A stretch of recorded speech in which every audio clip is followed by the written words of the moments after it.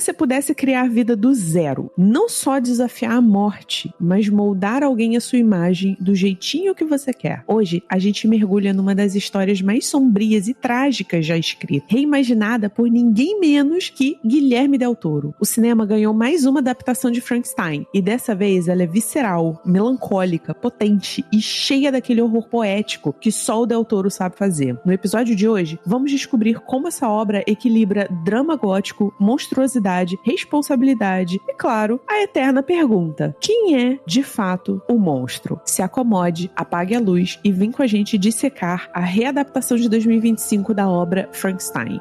Começa agora. Meia-noite, eu te conto.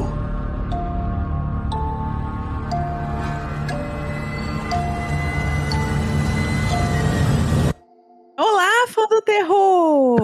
Aqui é a Nath. E aqui é o Nogan e a gente tá dissecando o Felipe, que ele não está presente, a gente tá trocando as peças dele, que tá dando defeito. Fãs de Felipe Santorini vão ficar aí tristes de não tê-lo aqui conosco, mas, por outro lado, felizes de não tê-lo aqui conosco. Brincadeira.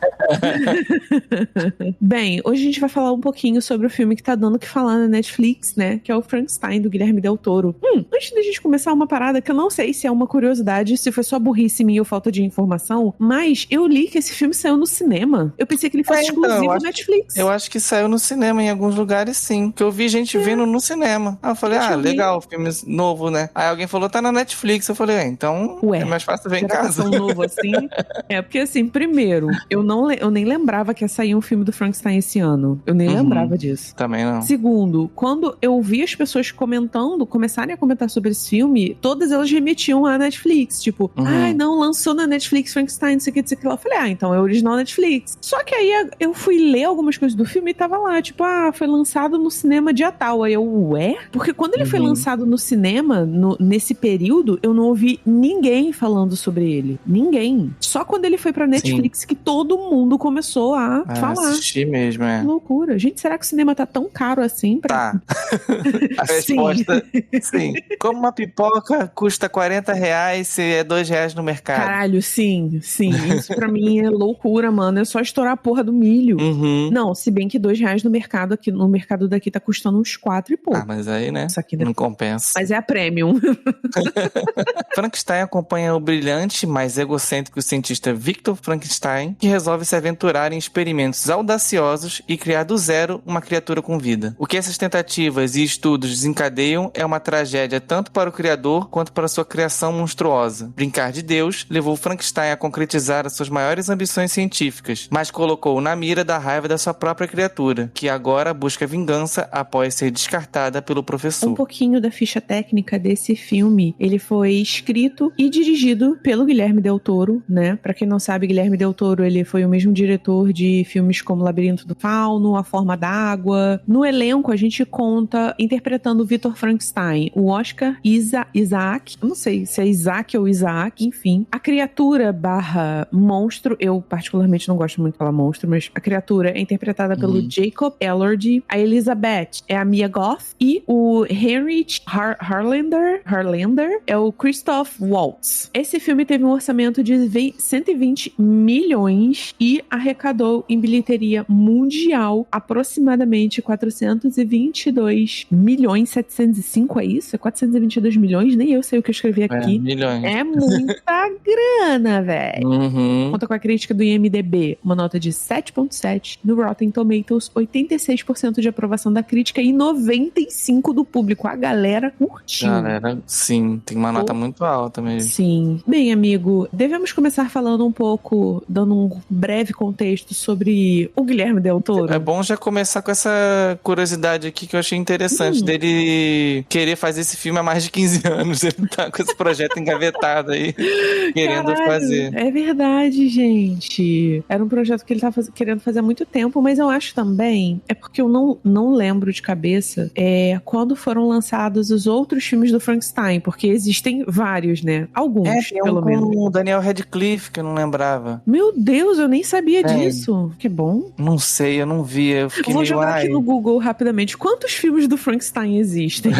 Porque eu realmente... Quantos filmes do... Tem bastante adaptação mesmo, porque ele começou, ele é um negócio antigo, né? Já foi adaptado várias vezes. Cara, segundo o Google, existem mais de 60 filmes com o Monstro de Frankenstein, embora o número exato seja difícil de determinar por causa das adaptações, paródias, filmes inspirados e curtas-metragens. Tem isso. Então tudo bem. Mas os mais conhecidos são as versões clássicas da Universal de 1931 e 35 e as adaptações mais recentes, como o Jovem Frankenstein de 74 e o Frankenstein de 2015. Não assisti nenhum. Esse 2015 que é o com o Daniel Radcliffe e o James McAvoy.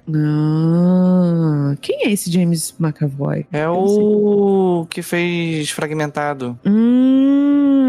Interessante. O Radcliffe, ele interpreta quem? Eu acho que o Daniel Radcliffe que é o Frankenstein e o outro é o amigo. Nossa, eu ia falar, eu jurava que fosse o contrário. Deixa eu ver se eu tô falando merda. Não, é o James McAvoy que é o Frankenstein. Ele faz o outro faz o amigo ou o irmão, não lembro agora. Porque eu ia falar, desculpa, mas esse James aí, ele tem muito... Nossa, mas a cara do Daniel Radcliffe tá muito feia nesse filme, senhor.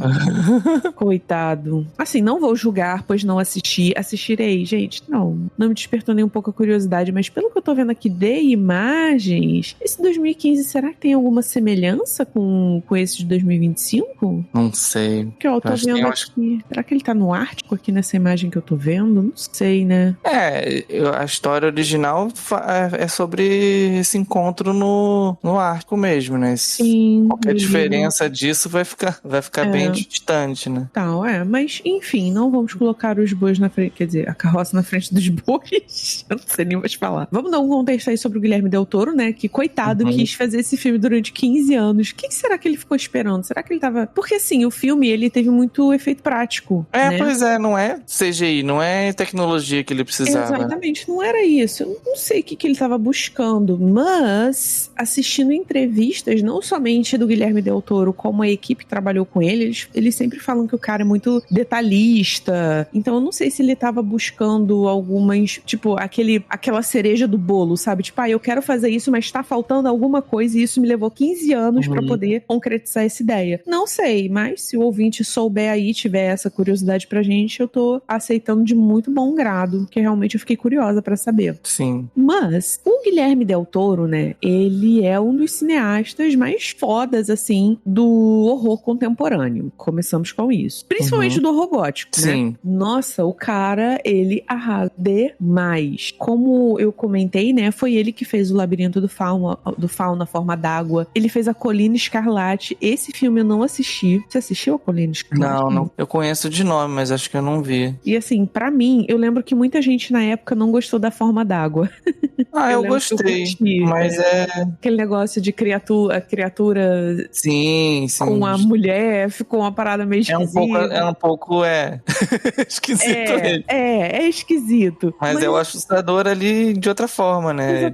Mas isso, inclusive, é uma característica dos filmes do Del Toro, né? Porque ele pega a criatura, os monstros que ele cria, e ele coloca numa posição de vítima. Eles que são os injustiçados, eles que são a vítima da história. E os humanos, geralmente, que são os ruins. E que ele não tá errado. Trabalha mais humanizando o monstro, né? E vilanizando o humano. E aí o Del Toro, ele acertou, assim, em cheio, porque é isso, gente. O ser humano não presta, não. O Frankenstein fala muito sobre isso, né? De criar um monstro e, na verdade, você ser mais monstruoso do que a criatura que você criou. O horror do Del Toro, ele quase nunca fala sobre medo. Ele, quer dizer, ele tem ali umas raízes que envolvem o medo, óbvio, tanto é que, por exemplo, as criaturas, elas são colocadas nas histórias num contexto geral, mas aqui eu vou focar no Frankenstein, tá, galera? A criatura do Frankenstein, ele é colocado ali numa posição completamente, como é que eu posso dizer? Eu não ia falar, não é refém a palavra que eu busco, mas não é inocente também. Ingênua? Isso, obrigada. É uma criatura muito ingênua. Ele não sabe o que é a própria existência dele, né? Eu acho que ele também não entende o medo também, não, né? Como ele é muito assustador, assim, fisicamente, as pessoas têm medo dele e ele não entende por que as pessoas têm medo dele.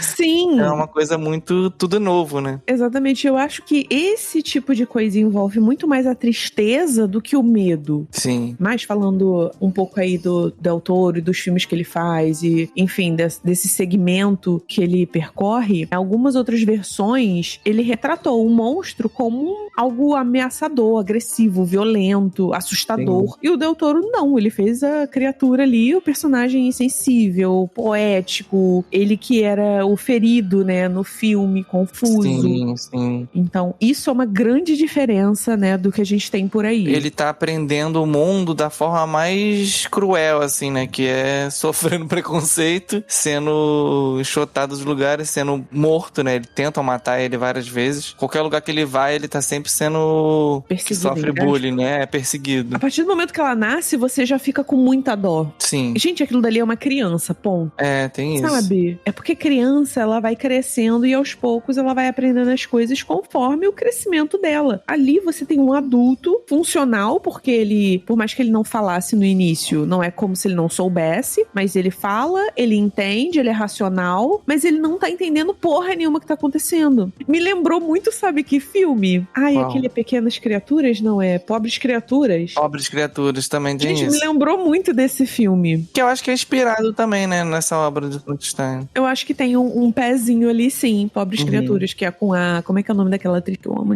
Emma o nome dela? Ai, foda-se, insira aqui o nome dela. Foda. Todo mundo sabe, é a atriz zoiuda que fez...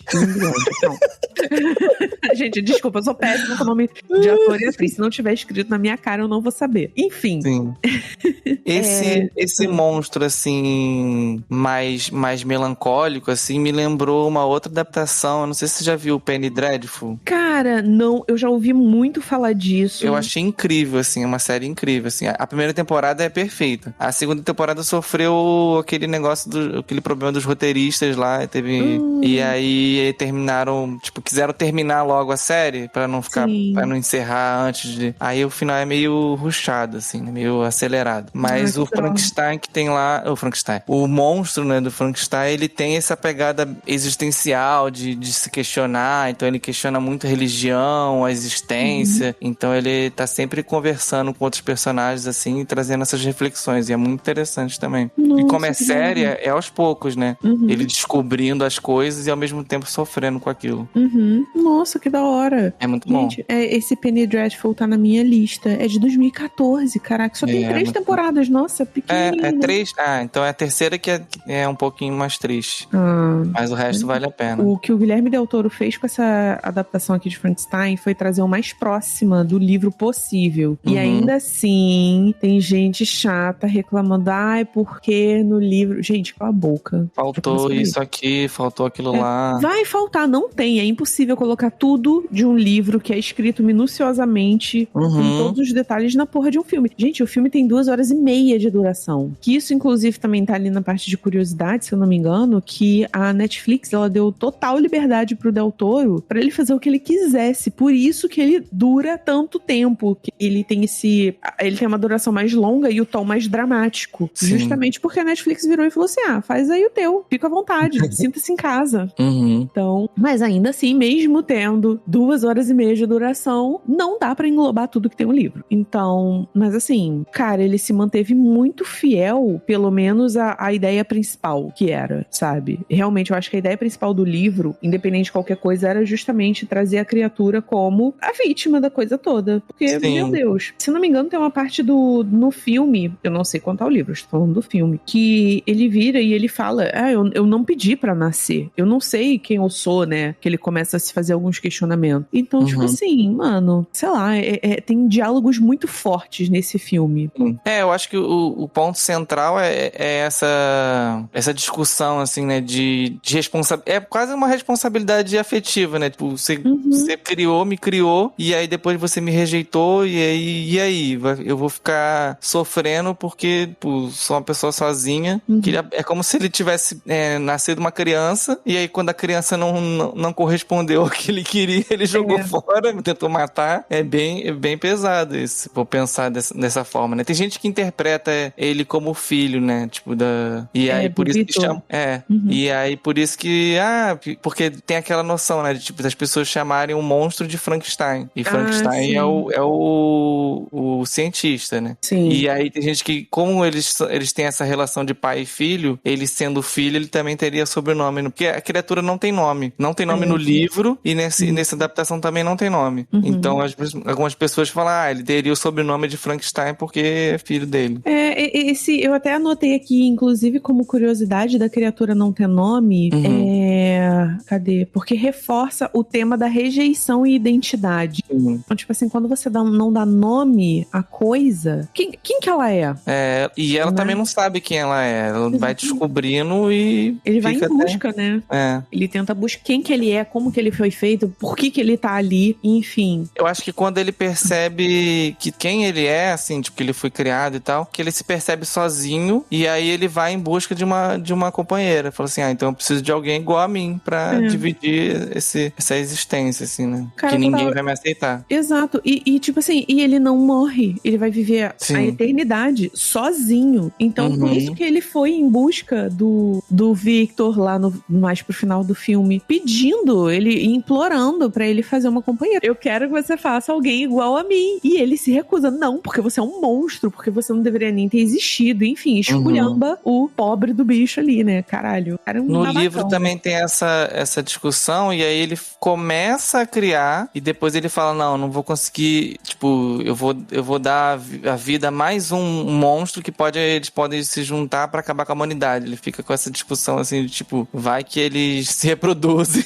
essas coisas assim, e eles são monstros, né? Tipo, eles não morrem, então ele fica com esse medo, e ele não conclui a noiva, né? É verdade, né? É verdade. Na adaptação do filme, ele nem chega a cogitar.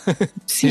já corta antes. Total. Eu jurava, agora partindo um pouco mais pra spoilers, ok, galera? Mas eu jurava que naquela parte que a Elizabeth tava morrendo, que o Victor ia se comover e ia tentar transformar ela num monstro pra ele também. Sim, eu também achei que ia ser nesse momento. Pois é, só que não rolou. Ela morreu e acabou mesmo, morreu. Enfim. Mas, por outro lado, né, a gente tá falando muito da criatura ser a vítima e dos humanos serem os filhos da puta, mas assim, vamos lá. Existe um lado dessa história que eu, particularmente, não gosto muito, mas a gente também não pode deixar de lado, né? Que é os traumas do Victor, né? Como criador. Então, assim, ele não foi o filho da puta que ele foi porque ele era um filho da puta, ponto final. À toa. Ele tem todo um passado ali por trás dele, com o pai, que era um médico, né? Completamente perfeccionista, que maltratava muito ele quando criança. Aquela cena do parto da mãe, ela foi muito impactante, como, tipo assim, como o Victor sentiu muito e parecia que o pai dele tava nem aí. Tipo, eu vou fazer o que eu posso, mas se não conseguir, nossa, pena, né? Sim. Então o pai ele era essa figura fria, o que gerou ao filho ser igual, né? Os filhos são reflexos dos pais, gente. Então, assim... Da criação também, né? A criação influencia muito na personalidade da criança e do adulto depois, né? Sim. O que também justifica esse abandono, né, do Victor com a criatura que ele fez. Sim. Não era do jeito que ele queria. Ele negava tanto o pai que fez igual. Exatamente. Você não é perfeito igual eu fiz? Então vou te abandonar. Exato. E é assim que os ciclos não se encerram, né, gente? Então, isso como lição de vida, por gentileza. Mas é verdade, cara. O Oscar Isaac, ele participou não sei se é briefing que chama essa parte de produção criativa, né? Então ele que deu mais carga dramática, assim, né? Nessa formação psicológica, né, do Victor. O personagem é daquele jeito ali, pra depois refletir nele adulto, por causa da interferência do próprio ator, né? O ator que puxou mais essas coisas pra interpretar mais, ser uma coisa mais visceral, né? Sim, pra poder construir construir as camadas psicológicas do personagem e tudo mais, sim, é verdade. E, gente, assim, a atuação é impecável, a dele. Eu achei incrível, assim, como que ele conseguiu transmitir toda essa loucura, mas de forma... Porque até certo ponto você olha e fala assim, meu Deus, ele só é um artista incompreendido. Mas no depois... começo ele tá nessa vibe. Mas depois você fica assim, gente, o cara despirocou. Esquece, aborta a missão porque deu ruim. Nossa, eu achei incrível. A atuação desse cara, pra mim, foi assim, perfeita. Sim. E falando um pouco aí da Mia Goth, a gente assistiu o filme junto, né? Pro ouvinte que tá aqui com a gente. Eu e o Noga, a gente assistiu o filme juntos aqui em casa. E na hora que apareceu a mãe do Vitor, eu virei e falei assim, olha, é a Mia Goth. E aí, não, nada a ver. Eu falei, não tem nada a ver. E era ela mesma. O criador visual do Frankenstein, ele fez uma prótese pro nariz e pras sobrancelhas dela. Sobrancelha faz... Gente, pra você ver como a sobrancelha faz diferença numa pessoa, não é mesmo? Cara, que a gente ficou discutindo, pô, não é ela sim. Não é ela. Gente, como uma sobrancelha faz diferença no visual de uma pessoa. É, assim, impressionante. Então, a mãe do Frankenstein é a Mia Goth, que no filme, né, eu não lembro se a mãe dele chega a ter um nome, mas ela também interpretou a Elizabeth, que é a prometida do irmão do Vitor, mas que acabou ali, né, criando... Eu não vou falar se apaixonar, porque eu não sei se... Foi muito pouco tempo, eu acho. Flerte, pra se apaixonar. teve um flerte, né? Mas ela criou uma afeição pela criatura. Achei que você tava falando com o Victor. Teve um leve flerte ali, mas ela falou assim, não, você não é o que eu quero. Ela é safada. Ela quer o irmão, ela quer o Vitor, ela quer o bicho. Porra, você quer todo mundo, minha filha? Que é isso? Mas aí, esse negócio de ser o mesmo de ser a mesma atriz e o personagem ser parecido, traz uma outra camada, que é o Victor ser, tipo, idolatrar tanto a mãe, né, do jeito que ela era o ponto central, né, tanto que quando ela morre, é a primeira noção dele encontrando a morte, né, ele sempre foi o cara que estudava a vida, estudava o corpo humano, e aí ele encontra a morte na mãe ali, que não tem como reverter. Nossa, total. E aí ele passa a, tipo, estudar essa coisa, não, tem que ter como reverter isso aqui, é muito ruim. E aí ele vai lá e se apaixona, né, eu tenho uma... É uma paixãozinha, né? No caso, por uma pessoa muito parecida com a própria mãe. Sim. E aí botaram a mesma atriz pra poder mostrar que era uma paixão, assim, de tipo... você é a vida que eu queria pra minha mãe, né? Basicamente. Sim. Nossa, foi uma boa leitura aí que você teve, amigo. Freud explica, né? A gente se apaixonar pelos pais. Deus me livre e guarde, mas entendo perfeitamente aí. Mas a gente procura padrões parecidos com o que a gente encontra em casa, né? E aí acaba encontrando. Né? Acaba encontrando algo que às vezes. Alguém com a mesma personalidade, ou às vezes mesmo jeitinho de fazer as coisas. E não necessariamente são as características boas que a gente encontra. Então, exatamente. Isso aí que tem que ter cuidado. Isso aí tem que ter cuidado. Mas eu acho muito, muito legal também, eu particularmente, tá? Pra todo mundo que tá ouvindo, vou abrir o meu coração e falar que eu odeio a Mia Goth. Eu não gosto das interpretações dela, porque pra mim ela é uma atriz que só sabia, até então, interpretar um papel, que era o papel daquela mulher enjoada que não tem... Psicopata. Exatamente, enjoada, psicopata e que não tem nenhuma expressão facial além de desprezo e nojo. Mas com esse filme, eu fiquei muito impressionada também com a atuação dela. Ela subiu muito no meu conceito. Gosto dela? Ainda não, mas nesse papel eu achei que ela interpretou, ela fez um excelente trabalho. Eu gostei muito do trabalho dela. Assim como o Jacob Elordi. Gente, assim, o que falar da atuação dele? Porque eu conhecia ele como o cara da Barraca do Beijo.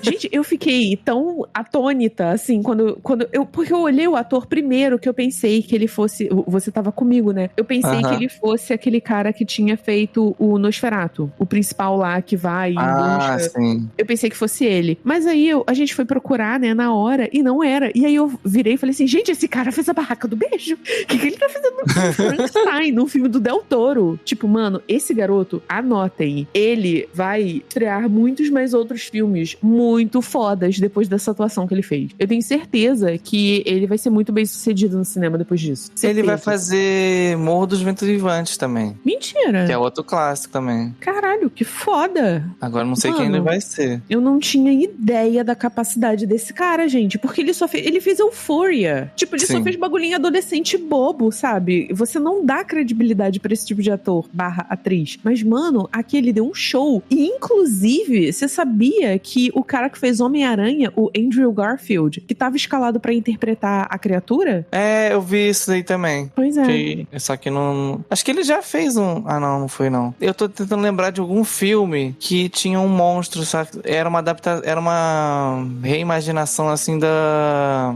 Bela e a Fera. Não lembro se era ele, eu acho que não. Não foi o live action, não, né? Não. Não, era live action, que era bem adolescentezinho. Tem um live action da Bela e a Fera, né? Aham, não, mas não foi o live action da Bela e a Fera, era só parecido, assim, a história. Ah, saquei. Pois é. Bem, cara, loucura. Eu fiquei extremamente impressionada com o talento desse cara, depois de ter interpretado isso, porque assim, mano, eu acho que não é um papel fácil de se interpretar. Sim, tem muita coisa corporal, assim, também, de... Sim. Aquela parte que ele tá ali aprendendo as coisas, pegando folha, essas coisas assim. Nossa. Diz muito dele aprendendo, né, as coisas. É. Tem aqui na abazinha de curiosidades, tem uma sobre ele, que o Jacob Elord passou por um processo físico expressivo intenso, trabalhando com movimentos mais infantis, entre aspas, pra representar uma criatura recém-nascida aprendendo a existir. E assim, olha, palmas pra você. Parabéns. E o que eu acho mais triste disso tudo é porque o cara serviu a atuação. Cara, ele foi assim, perfeito pro papel. E o povo só tá falando o quanto a criatura tá mais bonita do que o ator é na vida real. E eu tô ficando muito puta lendo esse tipo de comentário na internet.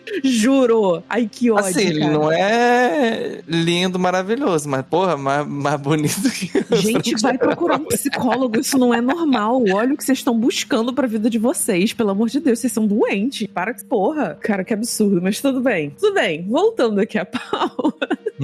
Eu trouxe aqui algumas comparações do filme do Del Toro com outras versões. Então, assim, quando a gente fala da criatura, que já foi comentado aqui, o Del Toro, ele pegou esse lado de uma criatura frágil, vulnerável, quase que infantil, né? Que tá muito mais próxima do livro do que das outras. Nas outras versões, é aquilo que a gente comentou. Eles são violentos, ameaçadores, eles são muito caricatos também, né? Aquela cabeça quadrada, os parafusos pra fora. A fala é muito limitada. Aqui no Del Toro a gente viu que a criatura tem um desenvolvimento intelectual, ele sabe ler, ele sabe falar, ele pensa, enfim, ele é uma pessoa completa. Essa cena dele aprendendo a ler, escrever e tal, é bem parecida com no livro também. Ele fica vivendo ali na cabaninha com o velhinho. Na cabaninha escondida ali e tem um velho cego que tá ensinando a pessoa a ler, escrever e tal, e aí ele vai pegando ali,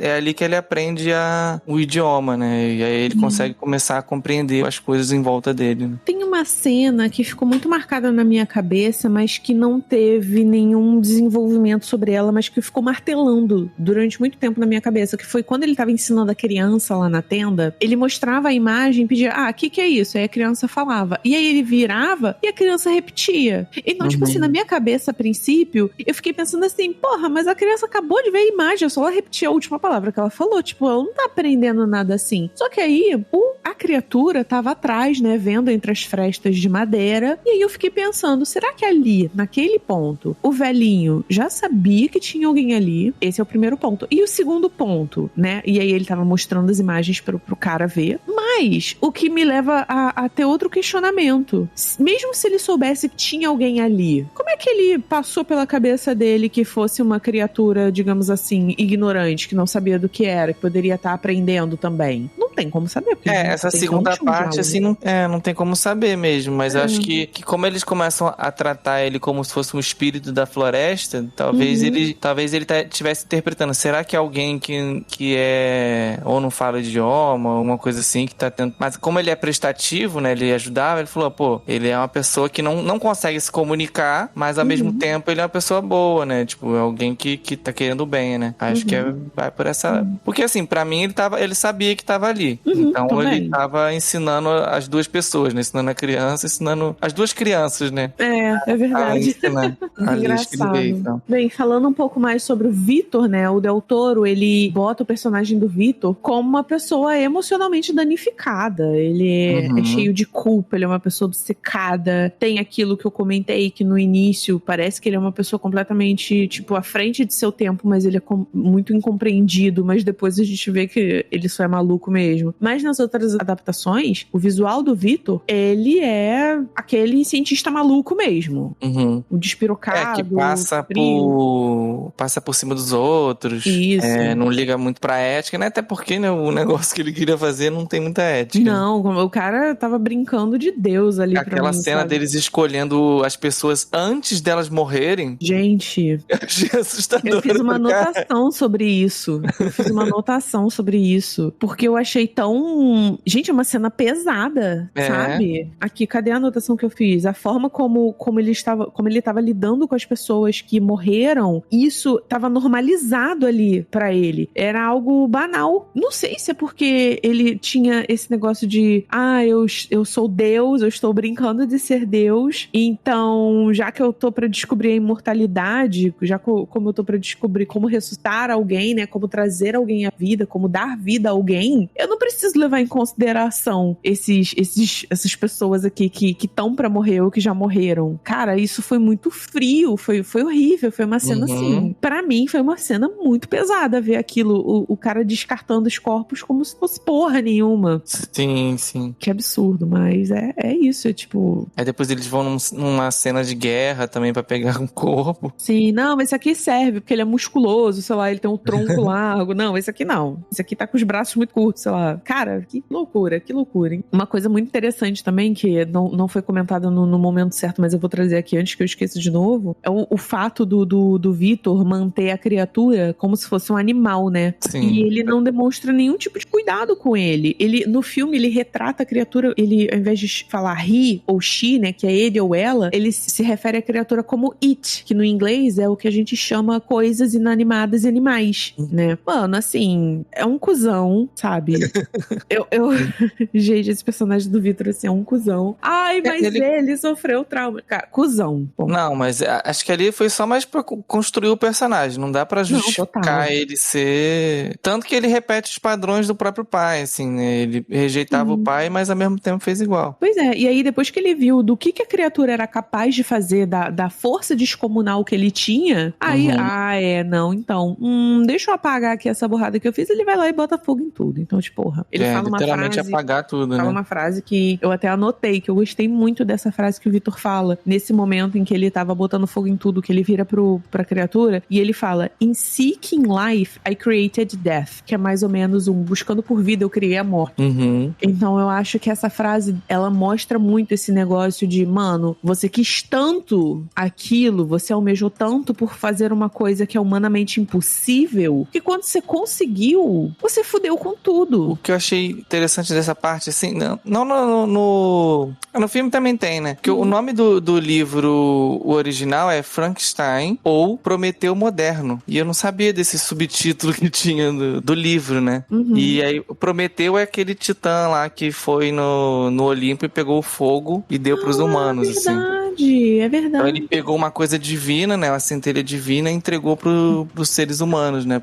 Pra criação. Ele entregou essa habilidade, né? É aquele lance de pegar uma coisa que é divina, que seria criar a vida, e ser isso feito pelo homem, né? Sim. Ele tentar destruir com fogo também, acho que tem uma alusão a isso dele tentar, tipo, entre aspas, combater fogo com fogo, né? Vou destruir aquilo que é indestrutível. Você acha que o filme peca em algum ponto? Por ele ser muito longo, excesso de drama? Então, o filme é longo, mas eu não percebi tanto vendo o filme, assim, ele tava bem interessante, assim, acho que parecia que eu tava vendo, sei lá, 2 episódios de uma série, assim, e não queria parar, sabe? Então não foi um filme maçante de assistir. Cara, um sim. Filme bem interessante. Inclusive, eu assistiria de novo, eu acho que quando a gente terminou de ver, eu falei assim, vou assistir essa única vez, mas cara, eu fiquei com vontade de assistir o filme de novo.